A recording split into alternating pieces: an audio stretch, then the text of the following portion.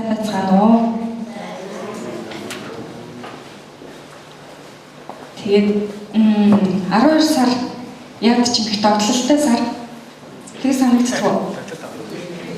Ер нь бол энэ тэнд баяргүйр болсон. За тэгээд хүмүүс цаанал нэг баяртай аз жаргалаар дүүрэг байгаа юм шиг тийм сайхан сар бол 12 сар байна. 12 сарыг ирэхээр хүн болгон догтлж хүлээдэг юм шиг. Гэхдээ нэг бодлоор бас жоохон гонхтой сар юм шиг. Нэг жил бүхэл бүтэн нэг жил өлдрөн өнгөрөхөд бид юу хийвэ гэсэн тэр дүгнэлтийг хийдэг сар. За бас нөгөө талаар их үргэлжлэн сар. За хамаг байдгаал нүрэндээ хувцсандаа за идэж уухтаа зориулдаг тийм сар юм шиг. Тэгээд хачаалттай мөртлөө юм үргэлжлэн сар байдаг юм шиг санагддаг юм. Тэгээд энэ сар бас бидний догтлон байдаг нэг зүйл нь юу вэ гэвэл бас их эзэмийн мэндэлсэн баярын өдөр тохиодог учраас бид бас догтлон хүлээдэг. Тийм гайхалтай өдрүүд болж өнгөрдөг. Тэгээ энэ лаасагаад ингээд цуглааны чимлээ. Тэгээд энэ маш олон зүйлээр хэзнийгээ догтлон хүлээдэг ийм мэндэлсэн баярыг хүлээдэг ийм гайхалтай сар байдаг юм байна. Тэгээд 2012 оны 12 сар миний хувьд маш хүнд хэцүү сар байсан. Одоо ч гэсэн ингээд бодоход ер нь бол жоохон юм зүрхэний нэг дагаатай ч юм шиг тийм сар байдаг. Тэгээд тэрнээсээ бага хэмжээг хуваалцаад тэгээд сургаалт орё гэж бодлоо. Тэгээд юу гэвэл би ганцхан ахтай. Тэгээд миний ах тэр 12 сард маш хүндээр гинцээ. Тэгээд тэр үед надад ганцхан ойр байсан зүйл нь миний бурхан байлаа. Тэгээд одоо ингээд бодоход тэр үед харанхуу маш хүнд мэд санагдаж байсан тэр өдрүүдэд эмдэрсэн байсан тэр өдрүүдэд түшиж тулах тэр зүйл нь хэн байсан бэ гэвэл миний бурхан. Тэгээд яасан бэ гэвэл болгоомжгүй байдлаасаа болоод манайх хоёр давхраас унаад тэг гимцэн байгаа. Тэг маш хүнд гимцэн. Тэгэд энд гимтлийн хэлд хүрэгдэж ирээд манай ээж маань эмчнэртэй уулзгаа явуулсан байх үед би харалгаанд орох эмчтэй уулзсан байгаа. Тэг ороод уулзсан чинь за ер нь бол хэцүү дээ. Ганцхан ширхэг нуруу боловч тэр маш нөхцөлтэй байгаа гэсэн. Тэр бүр маш нөхцөлтэй байгаа. Тэг нэг жижигхэн хайлс мэд зүйл дээр тэр нуруу мус тогтож байна гэж. Тэгэд тэр тогтсон тэрийг л дөнгөж чадах юм бол ах чинь яг амьд үлднэ босно гэж хэлээгүй. Ер нь бол амьд үлднэ л гэж хэлсэн.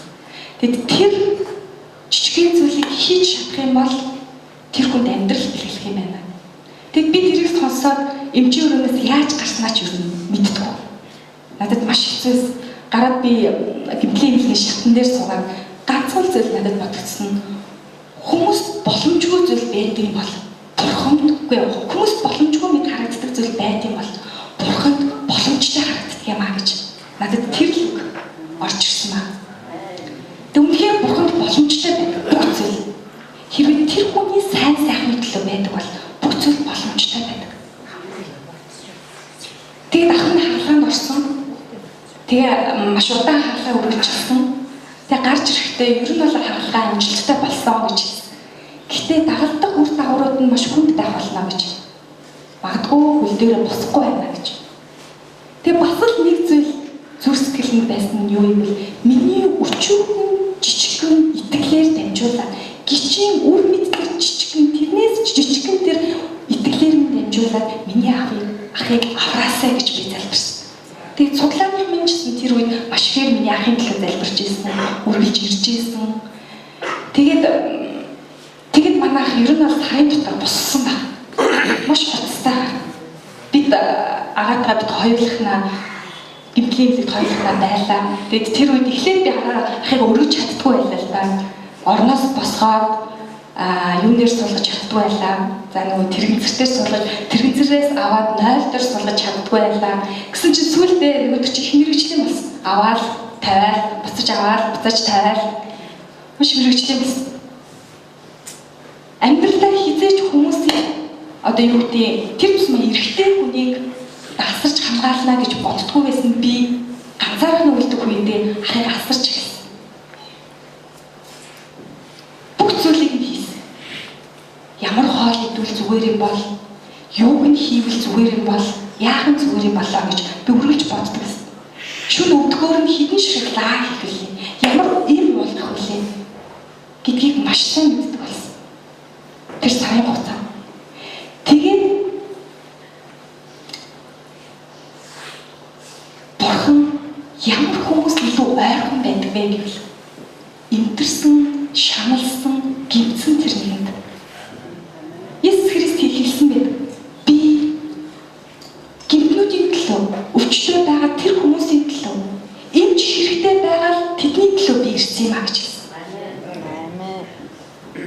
Өвчтөй хүнд эмч хэрэгтэй байдгийн адил нүгэлтнүүдэд аврагч би хэрэгтэй юм а гэдгийг. Тэгээд тэр юу ч хэлсэн бэ гэвэл хүнд хэцүү дарам дүүрсэн хүмүүсээ бүгд над руу ир. Надад ачаагаа өргөл. Миний ачаа, миний буулга хөнгө юм а гэж хэлсэн. Тэгээд буцаад текст руу орох юм бол дуулал 34 дугаар бүлгийг 44 дугаар бүлгийг Давид хаан бичгтээ дайснасаа сухтаж авсан. Тэгээд нэг гарчгийг харах юм бол Абимелехийн өмнө галзуурсан дүр үзүүлж хөөгдөд явах үеийн Давидыг дууллаа гэж хэлсэн байна. Тухайн үеийн нөхцөл байдал маш хүнд байсан. Давид дайсандаа хөөгдөж явсан.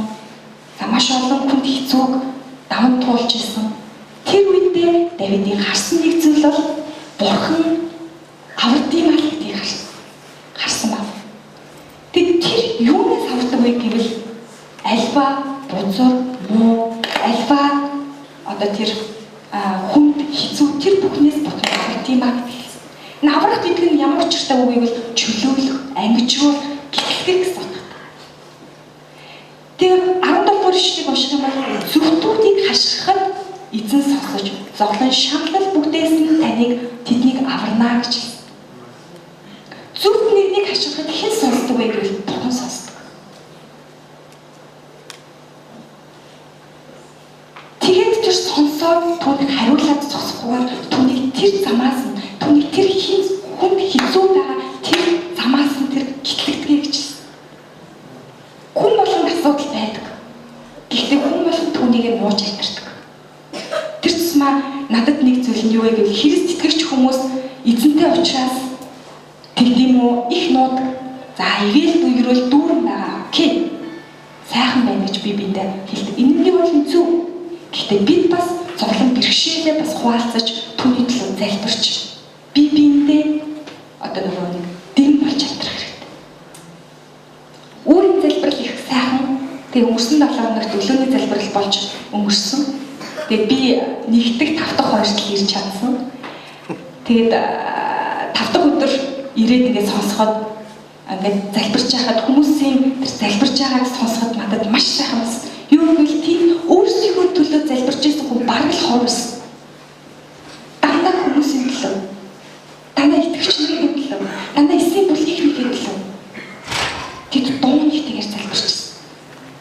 Тэрийг нь тэгээч, энийг нь ингэж өгөөрэй эзэн минь гэж ташгирч байсан. Тэгээ би тэрийг сонсохдоо бид ямар их ивэл өрөөлөд хүмүүс юм бэ? Бид өөрсдийнхөө төлөө залбирч чадахгүй, амжихгүй явхад хин нэг нь миний төлөө залбирна гэдэг ямар их ивэлтэй юм бэ гэж. Амен. Тэгээд цааш нь харах юм бол юу гэж юм бэ? Эзэн эвдэрсэн зүрхнүүдэд ойрхон байгаагаар сүнсээр гимшигчдийг авардгийм а гэж. Эвдэрч гинцсэн шаналл зовлонгоор дүүрэн байгаа тэр нэгэн Бурхан утраа бүргэж амар тайвнаа үзүүлт юм а. Тэр илүү тийм хүмүүс илүү ойрхон байдаг. Тэгээ бас нөгөө талаас юу гэж юм бол тэднийг өөрлөө ирээсээ, гимшээсээ, над руу ойртоосоо гэж тэр хүсдэг Бурхан. Мэдээж гинцэн, шаналсан, зовсон нэгэн эзнийг ирэн хайхгүй болвол эзэн түнд тийм сайн одоо юу гэдэг мэдрэгдэж ойрхон байгаагаар харуулж ойлгуулж чадахгүй.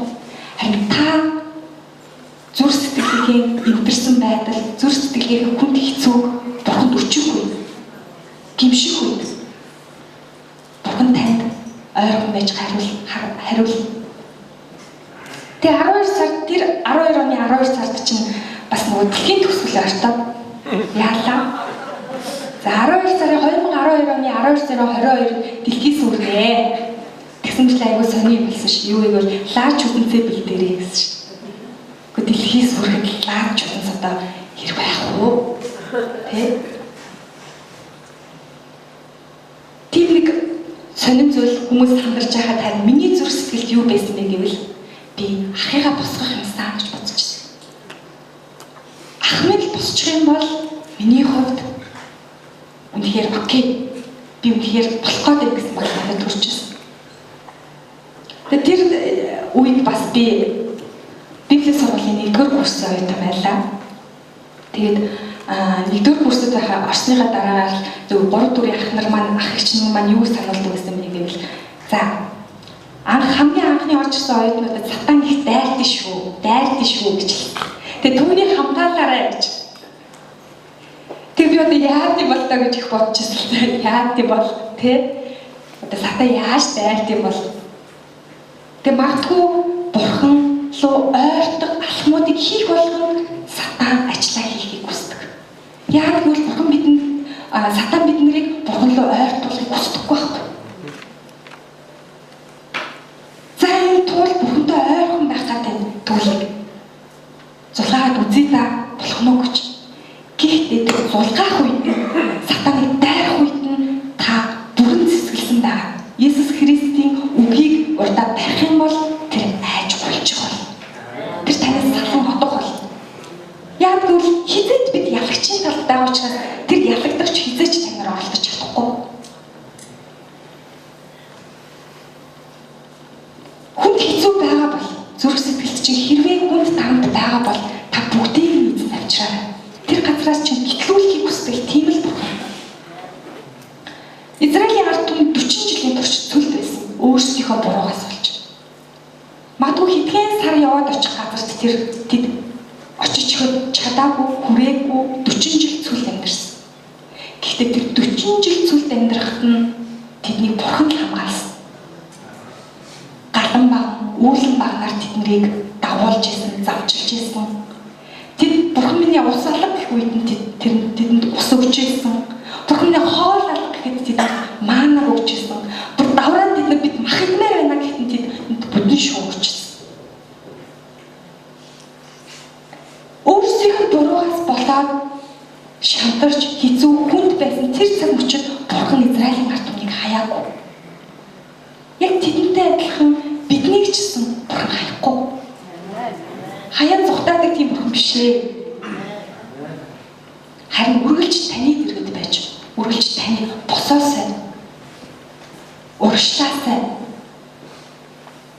хүнд хэцүүгээ надад даатгаасай. Яагаад үр хүүхэд минь хүнд хэцүүгээ үүрээд яваад байгаа юм бэ? Харин надад авчиж өгөөсэй гэж тэр хүсдэг. Түрүүчийн бүтэнсээ өдөр суур ахлагчийн заасан сургаалаас би маш олон зүйлийг ойлгож ухаарч авсан юу вэ гэвэл нэгэн зүйл нь юу вэ гэвэл бурхан хүмүүс хамгийн сайныг нь л өгдөг гэж. Хамгийн сайныг нь өгдөг гэж. Тэгвэл тэр сайныг бэлдсэн бурхан таны хүнд хэцүү үед чинь хаяад явах тэр бурхан мөн гэж юм. Харин улам бүрэл танд ойрхон байж хүнд хэцүү хүнд дарамтаа надад өгөөч, өөрүүлээч гэж хүсдэг тэр л бурхан. Тэр бол амьд туршигч бурхан. Тэр бол байдаг бурхан.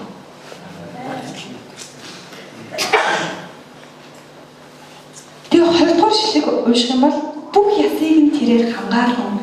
Тэднээс нэгэн ч хугарах нь үгүй гэж.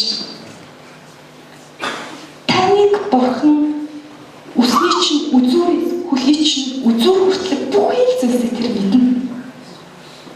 Тэр хамгаална. Хүнд хэцүүгийн донд таны ясыг ч хугарахгүй одоо гимдэж бэртээхгүйгээр тэр авч явж чадна. Та түнд найд, түнд итэг.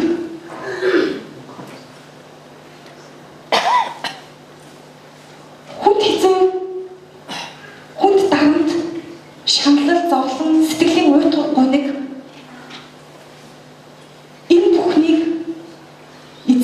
аваачч өгөхгүй танд юу мэдрэгдэж юу таныг чөлөөлөх вэ гэвэл танд амар тайван ирэх бол танд баяр хөөр төрөх бол Бурхны гэрчлэг тэр агуу гэрчлэг таны дотроос ундрах бол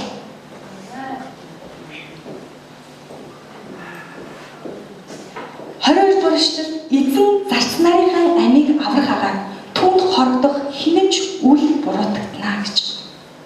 Тэгээд энэ үед Давид дайсмартасаа цухтаагаад бүр юу ч юу гэвэл галзуурсан мэт дүр үзүүлээд явж байхдаа тэр хит хорогдох вэ гэвэл ганцхан бурхан л хорогдох юм байна гэж. Давид хааны хаанчлалын өндөрлөг тэр гайхалтай үеүүдтэй тэр маш сүр чавхантай байсан. Тэрэнд бүх зүйл байсан. Харин одоо түн юу вэ гэвэл уналтанд орсон үед нь түндээ ганцхан бурхан л хатдаг. Тийм болохоор та бид бүхэн хэрвээ танд асуудал байгаа бол хэрвээ танд гуниг зовлон байгаа бол түнлөө очиорой. Эцэг их хүүхдүүдтэй сайн сайхныг хүсдэгтэй адилхан эцэг их хүүхдүүдтэй хамгийн сайн үгийг хүсдэгтэй адилхан Тэнгэрлэг Бурхан эцэг тань бидэнд яагаад тэр бүхнийг хүсдэггүй юм бэ гэж хүсэн шүү дээ. Таныг сайн сайхан явуулаасаа гэж тэр бодож байгаа Роман дээр харах юм бол Есүс бүр таны төлөө зуучлан залбирдгаа гэж хэлсэн байна.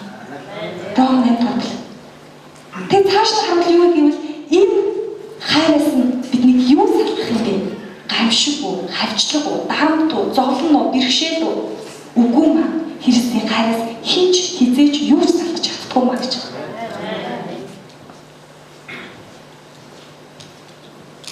Тэр салгагдаж чадахгүй тэр гайхалтай хайрыг хүрсэн та би одоо Бурханаасаа зуураа. Хүнд хизүүгийн дунд түүнээс одоо алхамж холдохгүйгээр хамтдаа алхацгаая. Амен.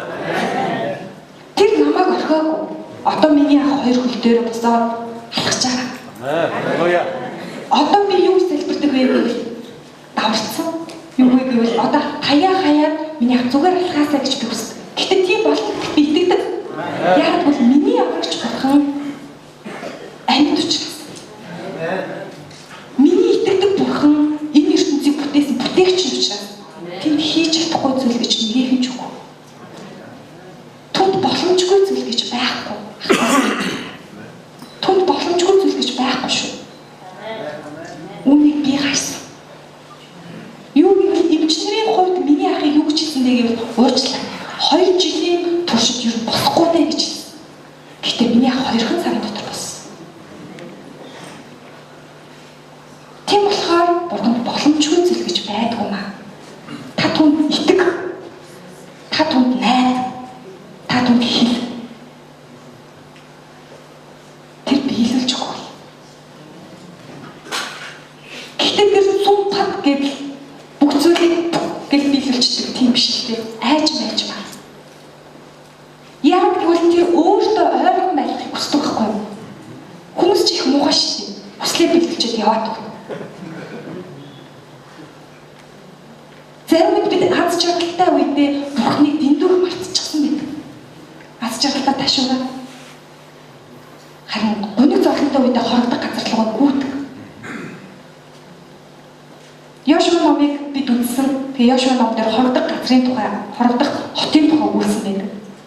Гимнүүл хийсэн хүмүүс хаашаа гүйсэн бэ гэвэл хорогдох хот руу байхгүй. Тэгээд тэд одоо юу гэдэг бүх нөхцөл байдал амжих хүртлээр тэндээ байдаг гэсэн. Яг түүнтэй адилхан хүнд хэцүү хэрвээ танд байгаа бол хорогдох газар нь Есүс Христ юм аа. Хорогдох газар нь Бурхан юм аа. Өөр хинч биш.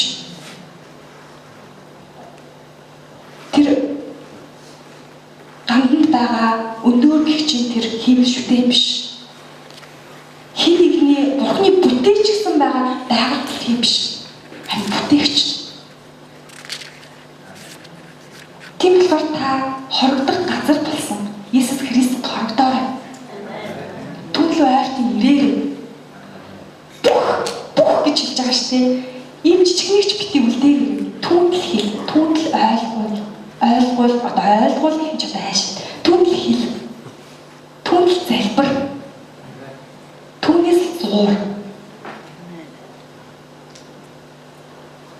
20 дугаар ширхгийн төгсгөл дээр юу гэж байна вэ? Түүнд хорогдох хинж үл буруутгагдана гэж хэлсэн. Түүнд ойртож байгаа нэг нь буруу авахгүй маа. Түүнд хорогдож байгаа нэг нь буруутгахгүй маа.